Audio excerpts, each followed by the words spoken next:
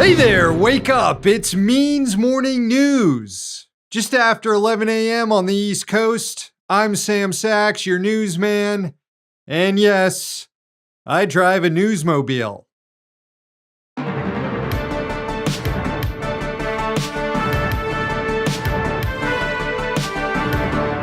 The health insurance industry is shitting its pants right now. The assassination of United Healthcare CEO Brian Thompson in Manhattan this week revealed a deep-seated populist disgust with the companies that stand in between people and their doctors. It's something the New York Times described as, quote, a torrent of anger. Now, health insurance companies are scrubbing information about their leadership from their websites. 404 Media reported that United Healthcare, Anthem Blue Cross Blue Shield, CareSource, and Medica all took down web pages that listed the names of their executive leadership. And according to CNN, a number of health insurance companies are now beefing up their private security. Also, after the shooting, Anthem Blue Cross Blue Shield announced that it was reversing course on a policy change that last month had sparked a lot of anger.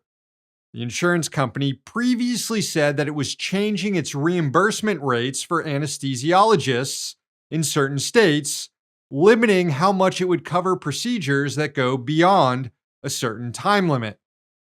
That raised fears that individuals would be forced to pay more out-of-pocket costs for surgeries that go longer than intended. Now, actually, this is a bit more complex than it sounds. The insurance company wasn't so much cutting reimbursement rates for anesthesiologists as much as bringing them in line with what the current reimbursement rate is for Medicare patients. Typically, private insurers pay doctors at a higher rate than Medicare does. That's a problem, and if we're going to ever implement a single-payer system in this country, then reimbursement rates for doctors do need to come down, in line with what Medicare offers.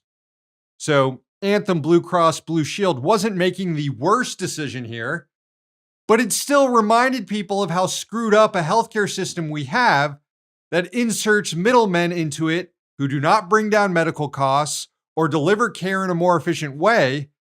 They just suck profits out like leeches. Well, one day after the United Healthcare CEO got clapped, Anthem Blue Cross Blue Shield said it was backing away from its reimbursement rates decision for anesthesiologists.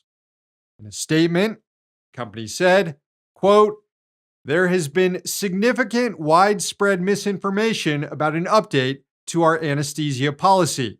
As a result, we have decided to not proceed with this policy change. Wow. Typically, the existence of misinformation doesn't discourage companies from chasing higher profits, but times are different now. And all it took was one act of propaganda of the deed. Speaking of which, more than 48 hours now after the shooting, and police still haven't apprehended a suspect, whoever did shoot that CEO is approaching folk hero status.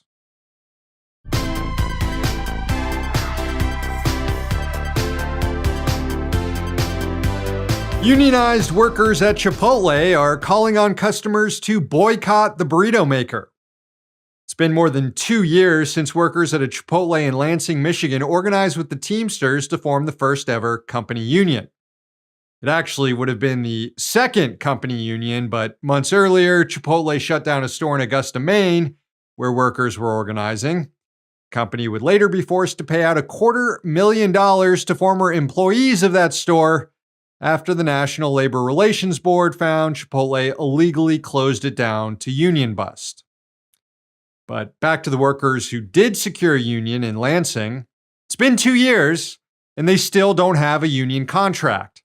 And although the company has bent to the union on some issues, like allowing customers to tip on online orders, workers are still dealing with the same persistent problems they dealt with before organizing, like low pay and a lack of consistent scheduling and shorthanded staff.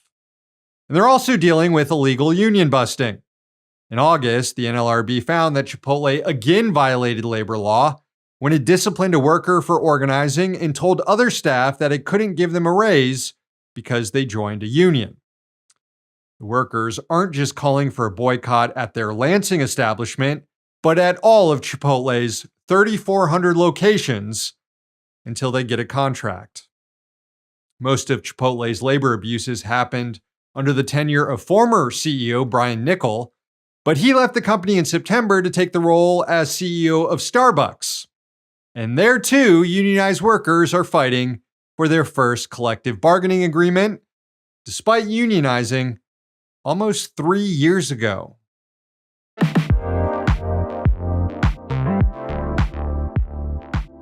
Now on to another misbehaving company. Burger King tells customers they can have it your way. Turns out that includes customers who want their burgers made with illegal child labor.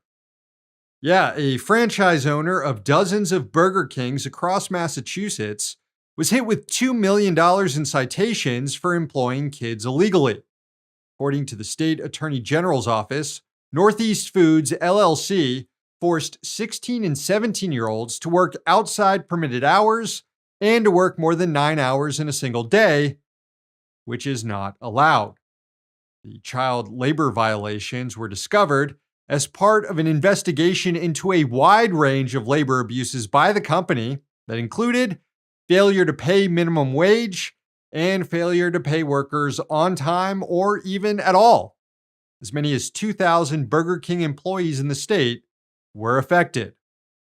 The Massachusetts Attorney General's office also reported that 2 franchise owners of 19 Popeyes locations were also found to be violating child labor laws and had to pay out a fine of nearly $250,000. According to the Department of Labor, there were 4,000 child labor violations in the U.S. this latest fiscal year. That's down slightly from 2023, when there were 5,800 reported violations, which was a huge surge from prior years, and it prompted the Labor Department to focus more on cracking down on the practice.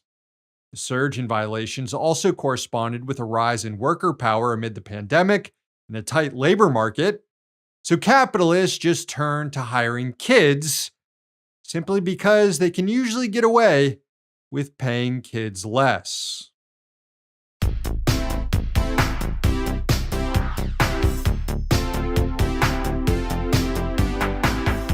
So, do we even need to do this week? I mean, didn't someone already take care of a rich dick for us? Isn't our work done here? Nah, we're in it for the love of the game. There are plenty of other dipshits out there to shame. And so, this week's rich dick is former Congressman Billy Long. Long has been tapped by President-elect Trump to lead the Internal Revenue Service. He's a former auctioneer and real estate guy who, according to Open Secrets, is a millionaire. Since he left office in 2023, Long has been advising businesses on how to avoid paying taxes, which I guess is what qualifies him for the job now. Long has specialized in helping companies take advantage of the Employee Retention Tax Credit, which is aimed at businesses that retained employees and faced hardships during the pandemic. But according to the IRS, it's the most fraud-ridden tax credit out there, and the agency has temporarily stopped processing new claims. Initially, the tax credit was estimated to cost the government about $55 billion, but it's ballooned to $230 billion thanks to a number of tax consultants like Long who've pushed ineligible businesses to take advantage of it. As commissioner of the IRS, Long will be able to better help his former clients seize on the fraudulent tax credit. In a statement, Senator Ron Wyden, the chair of the Senate Finance Committee, said of Long's nomination, quote, "What's most concerning is that Mr. Long left office and jumped into the scam-plagued industry involving the Employee Retention Tax Credit. These ERTC mills that have popped up over the last few years are essentially fraud on an industrial scale, conning small businesses and ripping off American taxpayers to the tune of billions of dollars. I'm going to have a lot of questions about Mr. Long's role in this business. First and foremost, why the American people ought to trust somebody involved with a fraud-ridden industry to run an agency that's tasked with rooting out fraud. While working to make sure the super rich don't have to pay taxes, Long also tried to strip the tax-exempt status of the country's top animal rights group, the Humane Society. Here's how Lever News reported it. Quote, in 2011, Long signed a letter pushing the IRS to launch a probe of the tax-exempt status of the Humane Society of the United States, a nonprofit that focuses on animal welfare and opposes animal cruelty. The letter followed the Humane Society's support of a successful Missouri ballot measure strengthening regulations on dog breeders. Long called for the IRS Inspector General to investigate the Humane Society for improper activities related to its tax-exempt status. So this is another campaign Long will be able to see out to completion if given the reins at the nation's tax agency. And this is a pretty critical time for the IRS.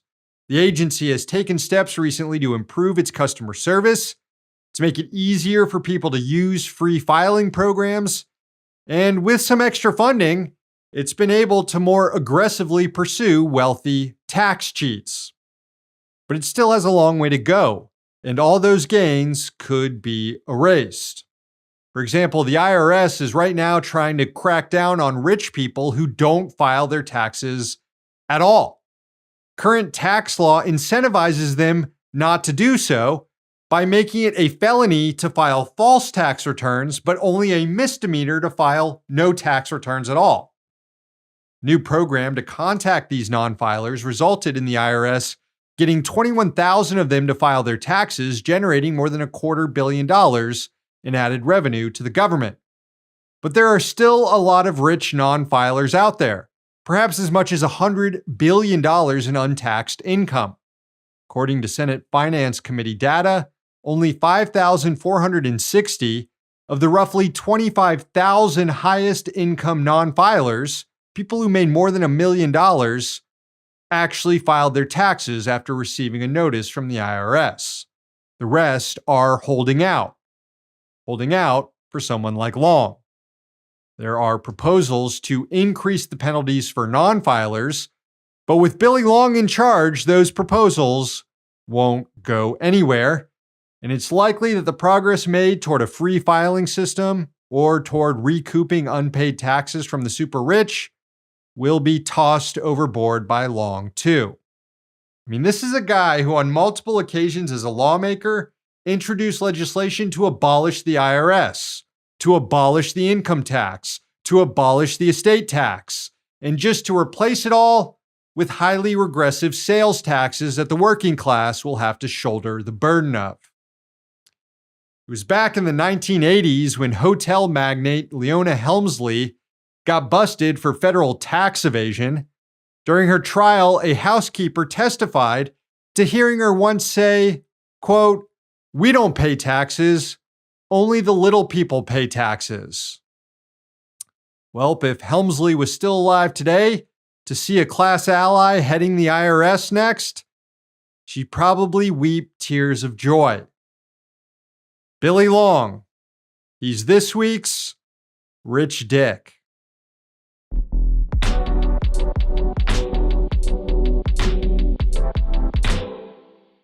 Okay, friends, the show ends this morning with a sunrise from North Carolina. It was sent in by Lincoln from Emerald Isle. Enjoy.